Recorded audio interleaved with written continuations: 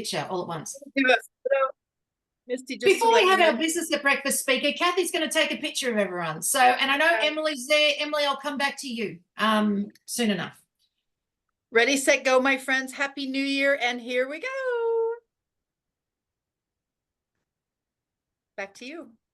Excellent. So every week at Business at Breakfast, one of the members gets the opportunity to share with the group further insights into their business or to enlighten the group a little bit more about themselves. The member can use the time to problem solve or seek assistance from the group as a collective.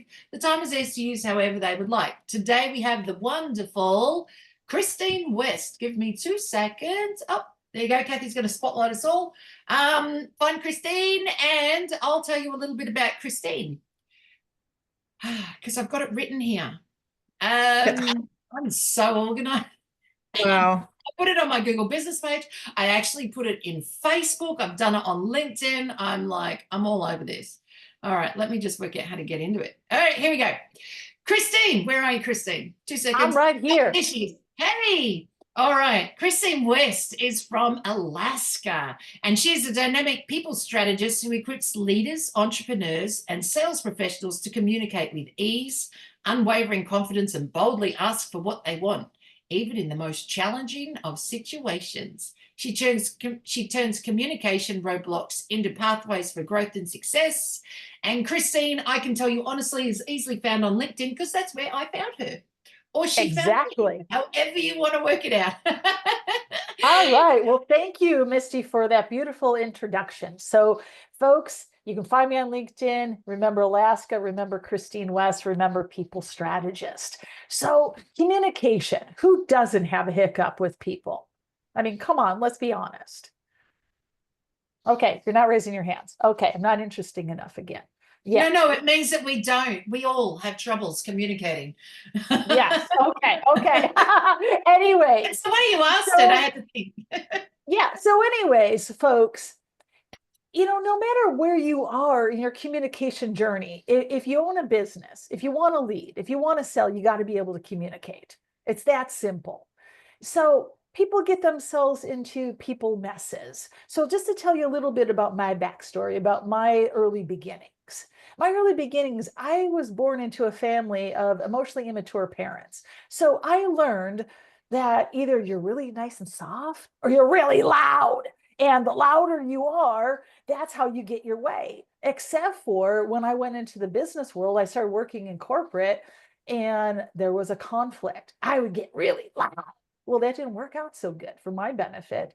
And I burned a lot of bridges and I didn't really understand what was going on because people loved me when they first hired me and they first encountered me because I was action oriented. I would get stuff done. I was in sales, but as soon as I didn't understand something, that loudness all of a sudden got me in trouble and burned bridges. So when I left corporate and I decided to become an entrepreneur, I never in my wildest dreams ever thought I'd be talking about emotions and communication because those things were foreign in the place that I grew up in. But anyways, what I discovered, and this is something that, listen to this, if you don't know this is so important to everyone, no matter what your business is that emotions move people. Emotions move people, folks. So if you want to persuade others and you want them to be influenced by you or act on something or transform or do something, you as a speaker, that leader or that entrepreneur, that salesperson needs to appeal to emotions, their emotional state, whatever that is.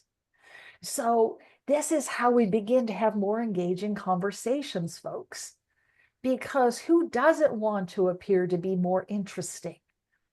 Because when I've asked so many different folks out there, what is your greatest challenges in the workplace? They say people. Every time I'm invited as a speaker somewhere, and there's many different tracks out there, I say to them, why does everybody come to mind when there's so many other interesting speakers? And they say, because our challenges are with people. So to really engage with people, you have to remember something. We all have heard this. People are emotional decision makers and they justify things with logic. So you need to appeal to the emotional state. You need to be able to read the emotions in the room if you really want to move people as a leader, a business owner, a salesperson. People are very quick to read. People are very quick to judge. I mean, as soon as you opened your mouth, everybody judged you, everybody judged me. And I know that. And it's okay. I'm not here to take away judgment or judge anyone for it because it's very human to do it. But folks, people make decisions based on how they feel about you, and then they back it up with those factual language. So emotions are highly contagious. So that's why if an environment is really upbeat and happy, instead of being crappy, I'm borrowing the line of who said that, it's turning things, from crappy to happy, is that if you are in that place of where you're feeling, hey, this is high vibe, I'm feeling good. Or if it's a really toxic environment, those emotions are contagious. So words create emotions. The energy behind your words create emotions. That's why I didn't understand my early beginnings, that my loudness, why are people offended? That's how I was, one time wired to do that. So anyways, emotions create impact and power with your words. So folks, starting just with $44 as starting prices with my services and up, you can be scored by me. I even have a free gift that if you want a free gift on how to use emotional intelligence and communication to connect better to your audience, I have a free gift. I'll put that link in the chat room.